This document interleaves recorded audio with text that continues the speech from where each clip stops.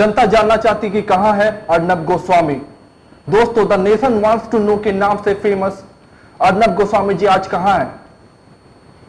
यह सवाल the news मिर्ची के माध्यम से हम उनसे पूछना चाहेंगे कि आज वो कहां है। जब वो खुद को जब देशभक्त कहते थे तो वो अपनी लड़ाइयां खुद लड़ते थे, खुद सामने आते थे और खुद अपने बातों को पूरे देश के सामने रखते थे। लेकिन आज उन्हीं के व्हाट्सएप चैट जो कि वायरल हो रहे हैं, जिनमें उनकी देशभक्ति कहीं से भी नजर नहीं आ रही है, तो इस हालत में वो कहां छुप के बैठे हैं?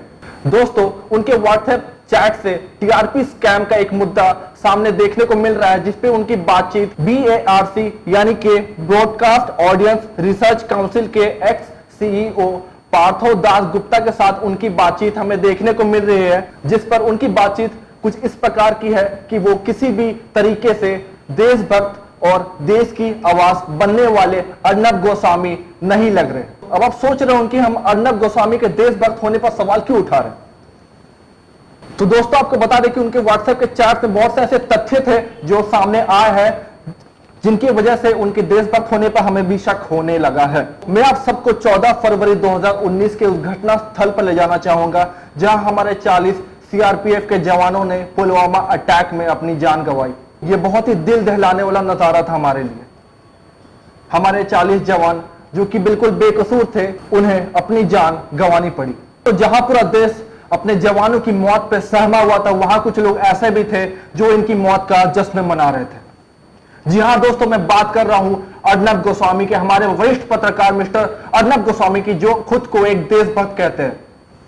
तो अपनी देशभक्ति में वो कैसे भूल गए कि जो देशभक्ति की बात करते हैं वो अपनी आर्मी और अपने जवानों का भी सम्मान करते हैं।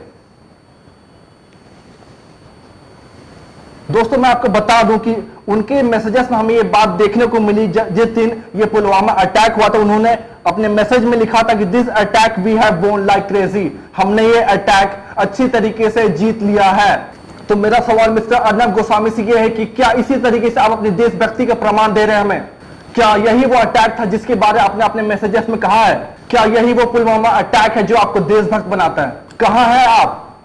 क्यों नहीं आ रहे हैं आप सामने? जो उनके व्हाट्सएप के मैसेजेस सामने आए हैं मिस्टर पार्थो दास गुप्ता के साथ, उस पर हमें यह देखने को मिला है कि जो एयर स्ट्राइक बालाकोट पाकिस्तान में IAF के द्वारा 26 फरवरी 2019 को की गई थी, जिसपे उनकी कन्वर्सेशन हम देख सकते हैं जो उन्होंने पार्थो दास गुप्ता के साथ की है, जिस पर उन्होंने कहा कि on another note something big will happen. उनका यह कहना था ये कुछ बड़ा होने वाला है, जिस पर पार्थो दास गुप्ता ने उनसे सवाल किया कि क्या होने वाला है, क्या यह दाव से रिलेटेड है? जिस पर अर्नब गोस्वामी ने कहा no sir Pakistan, something major will be done this time in Pakistan. दोस्तों, अर्नब गोस्वामी ने अपने व्हाट्सएप के चैट में यह भी कहा कि bigger than a normal strike and also on the same time something major on Kashmir on Pakistan, the government is confident of striking in a way that people will be elated, exact words used. दोस्तों, उनका यह कहना था कि ये एक strike बहुत ही बड़ा स्ट्राइक होने वाला था, जो कि बालाकोट पाकिस्तान में सरकार के द्वारा IAF के द्वारा किया गया, जो कि एक रिवेंज स्ट्राइक था पुलवामा अटैक के बाद। तो मेरा सवाल मिस्टर अर्नब गोस्वामी से है कि कौन है वे लोग? कौन है जो आपको गवर्नमेंट की इतनी कॉन्फिडेंशियल इंफॉर्मेशन देती है और आपको इतना अपडेटेड रख रही है? जी हां दोस्तों, हमारे अर्नब गोस्वामी जी इतने अपडेटेड है कि 3 दिन पहले ही उन्हें पता चल जाता है कि गवर्नमेंट के आगे क्या एक्शन लेने वाली है। मुंबई पुलिस का यह दावा है कि हमारे वरिष्ठ पत्रकार जो कि रिपब्लिक टीवी के एडिटर इन चीफ है, उन्होंने पार्थो दास गुप्ता को कई लाख रुपए दिए ताकि वो उनके चैनल की रेटिंग को आगे ले जाए। तो दोस्तों, ये सीधा सीधा TRP का खेल था जो उन्होंने खेला। व्हाट्सएप के चैट में हमारे देशभक्त मिस्टर अर्नब गोस्वामी एक मिनिस्टर की मौत का इंतजार करते हुए भी नजर आए। जी हां दोस्तों, ये मैं बातें बना ले रहा हूं, ये उन्होंने खुद अपने व्हाट्सएप चैट के जरिए हमें दिखाया है, बल्कि दिखाया नहीं, हमने ये व्हाट्सएप चैट पाया है। जी हां दोस्तों, ये एक बहुत बड़ा सबूत है कि अंदर से वो क्या है। तो मैं आपको बताना चाहूं कि जिस मिनिस्टर का ये इंतजार कर रहे थे कि वो मरे, वो हमारे former union finance minister Arun Jaitley ji है, जो कि उस समय All India Institute of Medical Sciences यानी एम्स में भर्ती थे। तब उनका ये मैसेज था जो उन्होंने किया था। दोस्तों, इस पूरे स्कैम में एक रहस्यमय नाम सामने देखने को मिल रहा है जो कि AS है। तो दोस्तों, ये AS है क्या? अब ये तो अर्नब गोस्वामी जानेंगे कि एएस कौन है।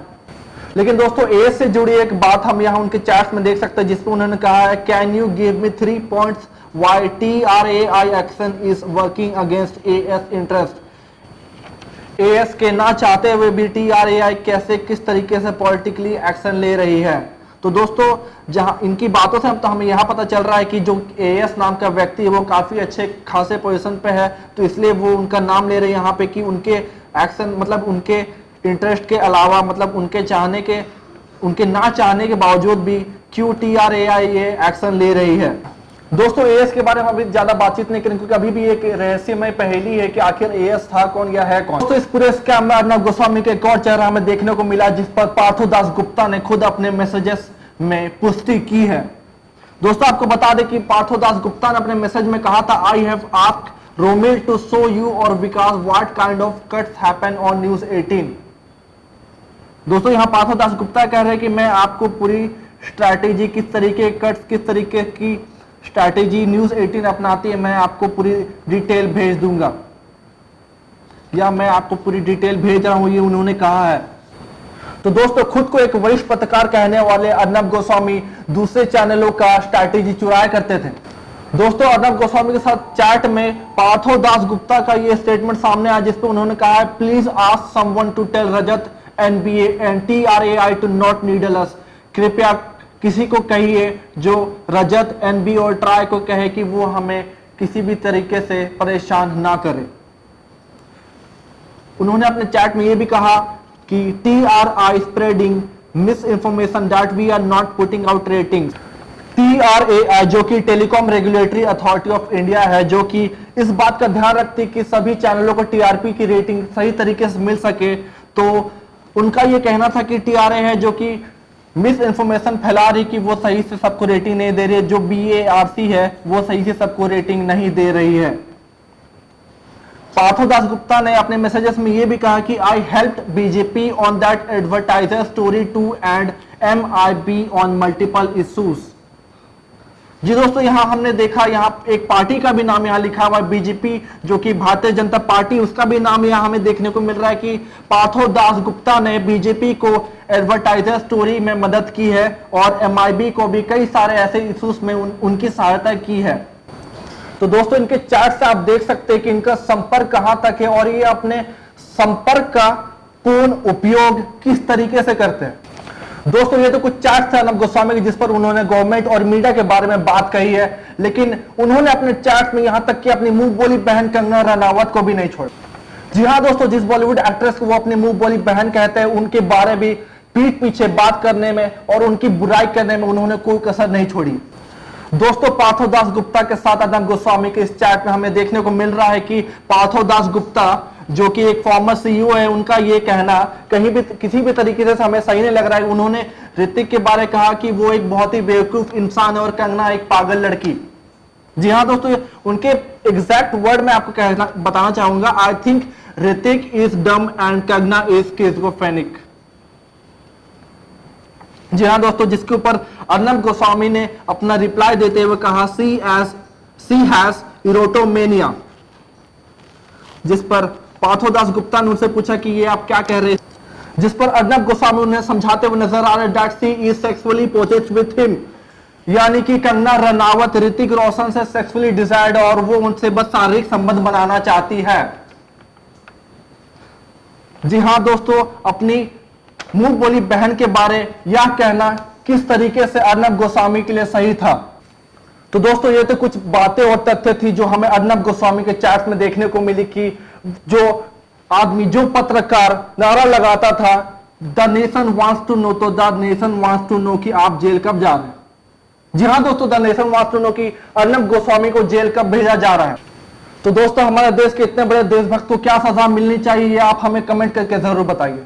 दोस्तों ये थे रतनदीप द न्यूज मिर्ची के लिए रांची, धन्यवाद। ऐसे ही सीधी और तीखी न्यूज के लिए YouTube पे जाकर के द न्यूज मिर्ची चैनल को सब्सक्राइब करें और लेटेस्ट अपडेट के लिए बेल आइकॉन को दबाना बिल्कुल ना भूलें।